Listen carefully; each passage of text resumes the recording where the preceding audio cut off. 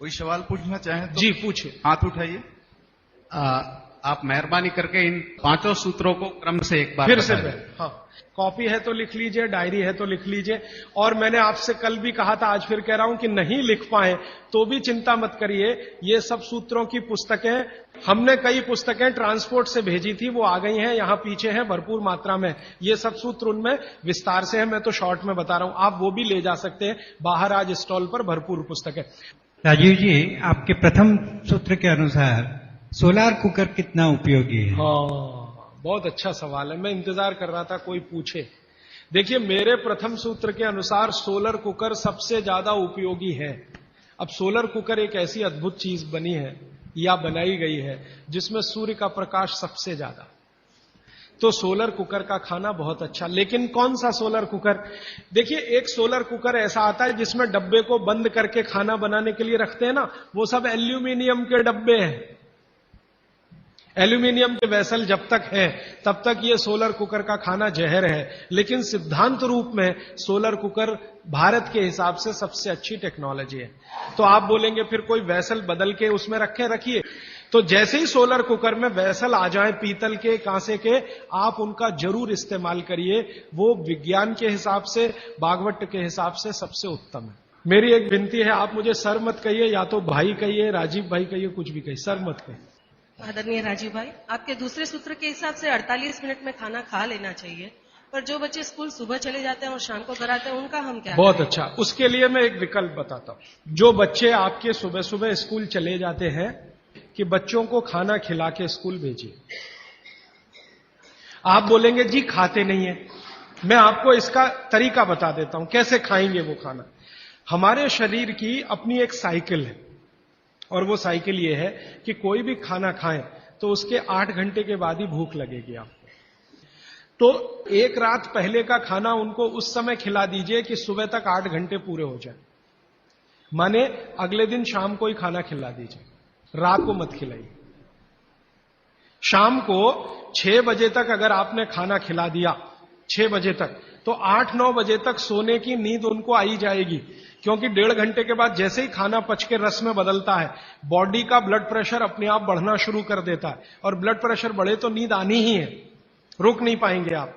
तो शाम का खाना 6 बजे उनको खिला दीजिए, 8 बजे तक नींद आ जाएगी, और 6 बजे से 8 घंटा गिनेंगे तो सवेरे 4-5 बजे तक वो पूरा हो जाएगा। तो 4-5 बजे के आसपास जब वो सोकर उठेंगे तो इतनी तेज भूख लगी होगी कि आप रोटी दाल चावल खिला दो, वो खा के चले जाएंगे। आपको थोड़ा बदल ये करना है कि रात को हम बच्चों को 10 बजे खाना खिला रहे हैं या 11 बजे खिला रहे हैं, उसके 2 घंटे के बाद रस बन रहा है तो 1 बज जाएगा। 3-4 बजे तक आधा खाना पचा, आधा नहीं पचा, सवेरे उठने पर भूख लगेगी कैसे? बच्चों को रात का खाना बिल्कुल बंद कर दीजिए। मैं आपको विनम्रता पूर्वक कह रहा हूं, इसको मैं कल या परसों बहुत विस्तार से समझाऊंगा, पूछ लिया आज आपने इसलिए कह रहा हूं। रात का खाना बिल्कुल बंद कर दीजिए, क्योंकि बागभट्टी जी का ये जो पहला नियम है ना, ये अभी मैंने आधा ही बताया। सूर्य का प्रकाश और पवन का स्पर्श हर समय वो कहते हैं खाते समय पीते समय रहना ही चाहिए। अब 6 बजे के बाद तो सूर्य प्रकाश रह नहीं सकता, और आप जानते हैं सूर्य प्रकाश का सबसे बड़ा परिणाम है विटामिन डी का निर्माण। सूर्य प्रकाश में ही विटामिन डी बनता है। तो जब तक ये सूर्य प्रकाश है तब तक खाना खाएं तो विटामिन डी मिले, और बच्चों को विटामिन डी सबसे ज्यादा चाहिए। इसलिए बच्चों को तो रात का खाना बिल्कुल बंद करिए, शाम 6 बजे खिला दीजिए। सुबह 7 बजे जब स्कूल जाएंगे, खूब भूख लगी होगी, उस समय 7 बजे पराठा बना के भी खिलाइए, आलू का भी पराठा खिलाइए, गोभी का भी खिलाइए, कोई फर्क नहीं पड़ता। सुबह के भोजन पे आगे बात करूंगा। सुबह का भोजन जितना हैवी हो उतना अच्छा। गोभी का पराठा, आलू का पराठा, जितना पराठा, पूड़ी, जो पकवान, सब सुबह, सब सुबह। दोपहर का खाना थोड़ा कम, और रात का बिल्कुल कम, शाम का बिल्कुल कम। तो बच्चों को भरपेट खाना खिला के स्कूल भेजिए। लंच बॉक्स की जरूरत नहीं है। जब वो घर आए तो दूसरा भोजन कराइए, और शाम को 6 बजे तक तीसरा भोजन। तो मैंने कुछ बच्चों पे प्रयोग किया, शाम का भोजन बंद किया, सुबह उठते ही भूख लगती है उनको। ये तो प्रकृति का नियम है, लगे। सारे जानवर, सारे पक्षी उठते ही खाना खाते हैं। आप देखो, चिड़िया है सुबह सुबह खाने पे लग जाएगी, गाय बैल भैंस बकरी सब सुबह खाने पे लग जाएगी, क्योंकि वो शाम को सूर्य के बाद खाना नहीं खाते। कोई गाय रात को खाना नहीं खाती, खिला के देख लो। जर्सी गाय को छोड़कर। जर्सी भारत की नहीं है, इसलिए उसको भारत का पता भी नहीं है। वो रात को 2 बजे भी खा लेगी, लेकिन भारत की कोई भी गाय, भारतीय नस्ल की गाय 6 बजे के बाद खाना नहीं खाएगी। तो भारत की तासीर ऐसी है, इस तासीर को ध्यान में रखकर रात का खाना जल्दी करिए, सुबह भरपूर भूख लगेगी। और निवेदन इतना ही है कि खाली पेट बच्चों को कभी स्कूल मत भेजिए। खाली पेट तो कभी मत दे। आपने कह दिया जी दूध पी के गया, दूध पी के गया माने एक तरह से खाली पेट, सॉलिड कुछ नहीं है। सॉलिड सुबह सुबह शरीर में जाना बहुत ही आवश्यक है, अगर भविष्य में आप उसको एसिडिटी, अल्सर, पेप्टिक अल्सर से बचाना चाहते हैं तो। हमारे चिंतकों ने कहा है, हमारे बुजुर्गों ने कहा, हमारे इतिहासकारों ने कहा है कि परिवर्तन ही जीवन है। तो क्या सारे परिवर्तन बेमानी है? अगर ऐसा है, अगर परिवर्तन बेमानी नहीं है, तो ऐसे कौन से परिवर्तन है जिसे हम अपनाएं और ऐसे कौन से परिवर्तन है जिसे हम ठुकराएं? बहुत अच्छा, बहुत अच्छा सवाल है। देखिए, दुनिया में हर समय परिवर्तन होते हैं, ये प्रकृति का नियम है और यही जीवन है, ये बिल्कुल सही बात है। लेकिन हमें ध्यान ये देना है कि कौन से परिवर्तन हमारे अनुकूल हैं और प्रतिकूल हैं, बस इतना ध्यान देना है। अब इस बात को भागवत जी कहते हैं एक सूत्र में, अब आपने पूछ लिया तो वो सूत्र भी वो ये कहते हैं कि जिस आबो हवा और परिस्थिति में आप रहते हैं, उसमें रहते हुए जो परिवर्तन होगा वो आपके अनुकूल है, और जो आबो हवा और परिस्थिति में आप नहीं रहते हैं, वहां जो परिवर्तन होगा और आप उसको धारण करेंगे वो आपके प्रतिकूल है। अब मैं इसको और स्पष्ट करता हूं। यूरोप और अमेरिका में पिछले 100 साल में जितनी रिसर्च हुई वो उनके लिए बहुत अनुकूल है। उनके लिए रेफ्रिजरेटर यूरोपियन लोगों के लिए बहुत काम की चीज है। जब मैं ये भाषण जर्मनी में दूंगा तो उल्टा ही बताऊंगा उनको। मैं कहूंगा जरूर रेफ्रिजरेटर लाओ, माइक्रोवेव ओवन भी रखो। उनके लिए बहुत अनुकूल है क्योंकि उनकी कंडीशन में वो परिवर्तन हुआ है। हमारी कंडीशन में जो हम परिवर्तन करेंगे वो हमारे लिए अनुकूल होगा। अब जैसे मैं आपको उदाहरण दूं, चक्की है, चक्की, तो चक्की में एक परिवर्तन आज हुआ है, पहले वो नहीं था, आज हुआ है। हमने चक्की में बियरिंग लगा दिया है। पहले चक्की में बियरिंग नहीं होता था, खाली वो एक ऐसा लोहे का वो डंडी होता था और उसके चारों तरफ हम उसको चाक को घुमाते थे, बीच में लकड़ी का एक उसमें वो लगाते थे। वो लकड़ी का हमने निकाल के उसमें बियरिंग लगा दिया, ये भी परिवर्तन हुआ। ये हमारे अनुकूल बैठता है क्योंकि बियरिंग लगने के बाद उसका जो फ्रिक्शन है वो कम हुआ, और फ्रिक्शन कम हुआ तो हम कम श्रम में ज्यादा उत्पादन ले सकते हैं। श्रम तो हो ही रहा है, लेकिन जितने श्रम में हम पहले 1 किलो आटा लेते थे, उतने ही श्रम में अब 3 किलो आटा मिल रहा है। यह भी परिवर्तन है, लेकिन ये हमारे अनुकूल है। इसी तरह से और एक उदाहरण दो, हमारे कुछ कार्यकर्ता हैं पूना में, उन्होंने बैलगाड़ी के पहिए में भी बियरिंग लगा दिया। परिवर्तन यहां भी हुआ, नई बैलगाड़ी बनी, उसमें बियरिंग का पहिया है। अब उसका क्या हुआ कि बैल को खींचने में मदद हो गई। पहले बैल 1 टन अनाज लेके जाता था, अब बियरिंग लगी हुई बैलगाड़ी में वही बैल 3 टन लेके जाता है और बिना थके हुए। तो ये भी परिवर्तन है। जी एक बच्चा पूछ रहा है, हाँ पूछो। इलेक्ट्रिक गैस को यूज करना कि नहीं? ज्यादा अच्छा नहीं है, लेकिन मजबूरी हो तो ठीक है। अगर आपके पास उसका कोई विकल्प नहीं है तो जरूर इस्तेमाल कर लीजिए, लेकिन अगर विकल्प है, भारत में तो है, ये मैं जानता हूं, इसलिए ज्यादा अच्छा नहीं है।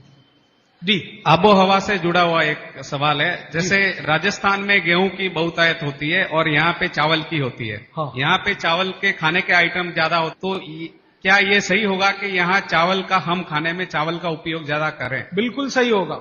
आप इस समय चेन्नई में रहते हैं, तमिलनाडु और पूरा एरिया चावल के लिए मशहूर है, तो आप चावल ही ज्यादा खाइए। और इसको ज्यादा आगे बात गहरी बता देता हूं। यहां की जो मिट्टी है, तमिलनाडु की खेतों की मिट्टी और राजस्थान की जो मिट्टी है, उसमें जमीन आसमान का अंतर है। यहां की मिट्टी आप अगर देखोगे तो वो ऐसी है जो पानी को ज्यादा देर पकड़ के रखेगी, और राजस्थान की मिट्टी रेतीली है जिसमें पानी टिकेगा नहीं। ये भगवान ने अच्छे से बनाया है। राजस्थान के लोग जहां रहते हैं, जिस तापमान में रहते हैं, जिस आबो हवा में रहते हैं, उनको शरीर में कुछ ऐसे केमिकल ज्यादा चाहिए, तो वो उस मिट्टी में ही है जो रेतीली है। आप जहां रहते हैं, यहां की आबो हवा, तापमान राजस्थान से भिन्न है, ह्यूमिडिटी ज्यादा है, तो आपको वो केमिकल नहीं चाहिए, तो भगवान ने ऐसी मिट्टी बनाई। तो यहां की मिट्टी से जो चावल पैदा हो रहा है वो आप ज्यादा ही खाइए। गेहूं राजस्थान से लाकर खाने की कोशिश मत करिए। माने आप अगर ये कोशिश करेंगे तो तकलीफ आपको आने वाली है। इसलिए आबो हवा का ध्यान रखिए। चावल के प्रिपरेशन यहां ज्यादा है, वो आप ज्यादा खाइए। अब समस्या आपके साथ ये है कि आप राजस्थान से आ तो गए, राजस्थान छूटा नहीं आपसे, वो छूटता नहीं है, समस्या वहां आती। हम बिहार से आ गए तो सिर्फ स्थान परिवर्तन हुआ, मन परिवर्तन नहीं हुआ। मन अभी भी है राजस्थान में। माने मैं इसको ऐसे कहना चाहता हूं कि अनुकूल परिस्थिति हो गई तो आप वापस राजस्थान चले ही जाएंगे, क्योंकि मन नहीं छूटा आपका। मन नहीं छूटा है, इसलिए आपका स्वाद भी नहीं छूटा। ये सब मन का खेल है। मन से सारे स्वाद और वो सब जुड़े। मन नहीं छूटा तो स्वाद नहीं छूटा। तो आप फिर गेहूं मंगवाते हैं और उसको रोटी बना के खाते हैं, वो स्वाद के लिए तो ठीक है। पौष्टिकता के हिसाब से आपके लिए चावल ज्यादा ठीक है। तो शायद आपने एक बैलेंस बना लिया है कि रोटी भी खाते हैं, चावल भी खाते हैं, यही है ना। तो इसी को चलने दीजिए। मैं आपका मन छुड़ाना नहीं चाहता, क्योंकि मैं नहीं चाहता कि आप परमानेंट यहां रहें। एक दिन राजस्थान तमिलनाडु से अच्छा हो जाए तो आप चले जाएं, ये मैं चाहता हूं। तो मेरे लिए वो स्वदेशी के लिए अच्छा है। तो आप मन को और स्वास्थ्य को बैलेंस कर लीजिए। बैलेंस इसमें यह है कि 2-3 रोटी खा लीजिए और थोड़ा चावल खा लीजिए, ऐसा कुछ कर लीजिए। थोड़ा इडली खा लीजिए और थोड़ा हलवा खा लीजिए। हलवा इडली के साथ जरूर खा लीजिए बैलेंस के लिए। थोड़ा डोसा खा रहे हैं तो थोड़ा बाजरी का रोटी का एक आध टुकड़ा या आधा बाजरी की रोटी का। ये मैं बताऊंगा आपको आने वाले समय में किसके साथ क्या खाएं और आपका बैलेंस बना रहे, टिका रहे। लेकिन इसको ध्यान में रखिए कि आप स्वास्थ्य के लिए थोड़ा, क्योंकि मन भी अगर आपका बहुत दुखी हुआ तो स्वास्थ्य खराब होगा ही, ये भी मैं बता। रोटी नहीं मिलेगी तो मन खराब होगा, तो उसका असर शरीर पे आएगा। इसलिए मन और स्वास्थ्य को बैलेंस करिए। जी, आखिरी सवाल। हाँ राजीव भैया, ये जो आपने बोला कि एल्यूमिनियम खाने के हिसाब से बहुत गंदी चीज है, तो आज जो भी खाना पैक हो रहा है वो एल्यूमिनियम फाइल या वो जो भी चीज है वो उसमें अंदर यूज आ रहा है, मतलब जो साइंटिफिक के हिसाब से या जो भी अभी जो पैकिंग वगैरह हो रहा है उसमें एल्यूमिनियम पे ज्यादा जोर देता है कि भाई एल्यूमिनियम में पैक है, आपका फ्रेशनेस रहेगा। इसके ऊपर थोड़ा बहुत बोलिए। मेरा आपको एक ही विनंती है, क्योंकि ये मैं करके देख लिया है कि एल्यूमिनियम फॉइल में जो आप खाना पैक करते हैं ले जाने के लिए रास्ते में, ये बहुत ही खराब है, अच्छा नहीं है। तो आप बोलेंगे जी किस में पैक करें? खाना कपड़े में पैक करना सबसे अच्छा है। कपड़ा, सूती कपड़ा होता है ना, पतला, एकदम पतला, उसमें जो रोटी बांध के आप रखें वो दुनिया का सबसे अच्छा पैकिंग है। वो विज्ञान के हिसाब से बहुत अच्छा है। पतले सूती कपड़े में रोटी बांध कर रखना सबसे अच्छी पैकिंग है।